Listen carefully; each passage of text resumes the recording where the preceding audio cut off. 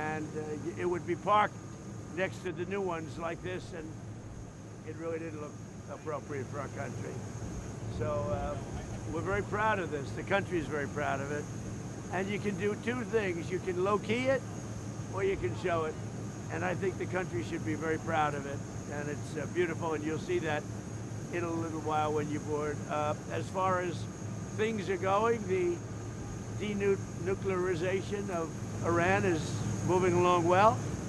They've had very good meetings, and we'll see. We hit them very hard for 3 nights, as you know, but we're getting along very well. So I call it the denuclearization, and it's all taking place. It's all going well. The stock market is setting records virtually every day. The oil price is way down. We're down at 68. I see it hit 68 today. That's lower than when I started the, I guess you could call it an attack on Iran, so that they never have a nuclear weapon. So the oil price is now lower. The retail prices, the gasoline is coming down rapidly. And if you have any questions, let's go.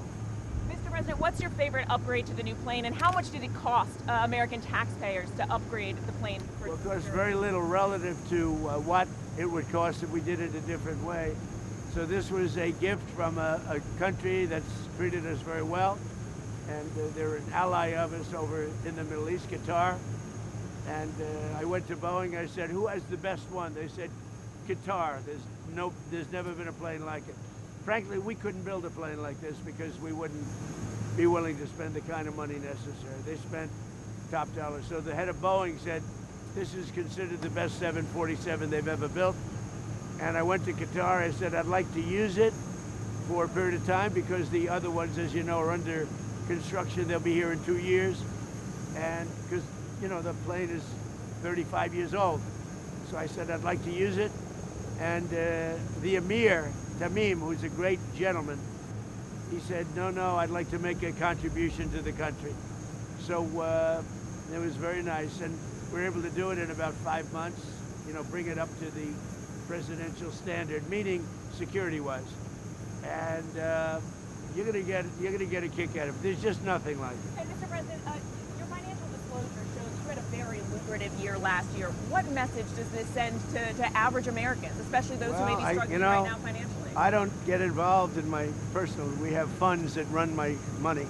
But you are benefiting. We're talking. Well, I've made a lot of money before I became president, and they invest my money, and I don't talk to them. I don't even speak to them. So I have many people, I don't know what they call it, closed accounts or something. You put your money in, and that's it. I don't talk to them. They're big institutions, and they run it. But yeah, I've had a great career. In business, I've had a great career. Concerns about conflict of interest? I don't know if I've had a better career in politics or business, but I had a great career in business. And, you know, you saw the cash, and you report the different things. And what they do is, we gave it, I think it's called a blind account, but they take it. And I never speak to any of the people that run the money, but they're at big institutions, and they invest in whatever they invest. But to critics who say you're profiting off the presidency, Mr. Well, you know why I'm profiting? Because the stock market's going up. Everybody's profiting. If you have a 401k, how's your 401k done? It's about up 85%. Thank you, President Trump. So we're all profiting. I'm profiting because I have a lot of money and a lot of cash, and I give it to institutions. I don't know if they know what they're doing or not, but they buy a vast array of things. President Trump, you've been meeting with Secretary Hegseth and General Kane about potentially returning to an all-out war with Iran. Does this mean you've been unhappy with Iran's adherence to the MOU? Well, I think they've come a long way. We hit them very hard last week. I think they're fine. I think we're going to... It's the denuclearization of Iran. It's very simple.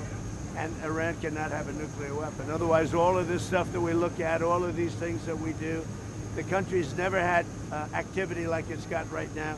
So we're building more factories and car plants and other things. We went for years without ever building one car plant. Now we're building many car plants. We're building AI. We're building all over the country.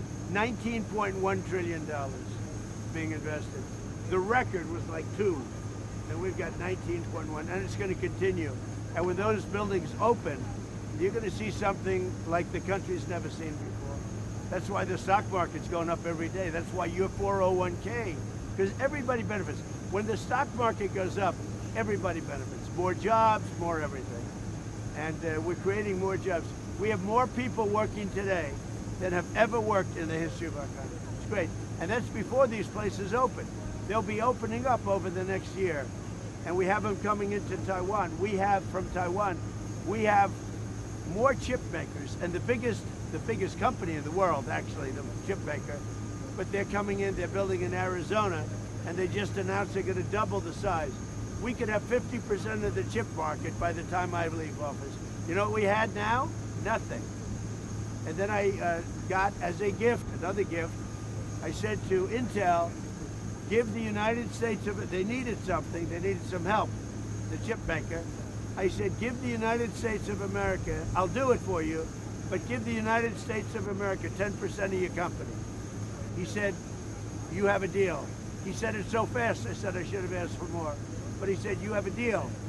And that stake is now worth $80 billion. I made $80 billion for the country in 8 months. Does anybody talk about it? No. Have a good time, have a good flight. Enjoy the plane. Mr. President, real quick question. You've got D&I Pulte over there as the new director. We also know you have the task force set up on declassification, maybe talking about international, maybe looking at some declassification. Are you able to give us an update on that? Declassify almost everything. And you know, by the way, we have Jay Clayton is going in. You know, Bill Pulte's a very talented guy, but he's just there temporarily until Jay Clayton. And Jay Clayton is going through the process. And Jay Clayton, highly respected, and so is Bill Pulte. But Bill is there just for a fairly short period of time. But while he's there, I said, you can declassify whatever you want. Do you think we're going to get some soon, or maybe 2020? I told him you could do it as fast. You got to ask him. All right. But I think he's a friend of yours. I think that Bill will declassify. I told him you can declassify whatever you want. So Bill's there just, you know, for maybe a month or 2 months or something. And Jay is going through the process. He's got a hearing in 2 weeks. Highly respected man, Jay Clayton. Okay? Thank you. Thank you. Did you get any more Pulitzer Prizes? Not yet. You know what, a Pulitzer Prize? A picture of the plane. Margot, are you taking care of everybody? Of course. How's Margot? Okay. Thank you, everybody. What was your question? I was having meetings with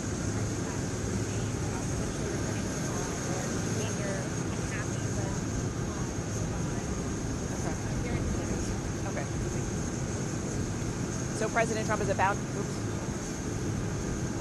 So President Trump making his inaugural trip on Air Force One. They're walking up now onto the brand new plane in the new red, white, and blue colors. $400 million gift from Qatar, likely the largest gift ever from a foreign nation. The president there giving a wave as he steps onto the plane. It has taken a year and it has taken months and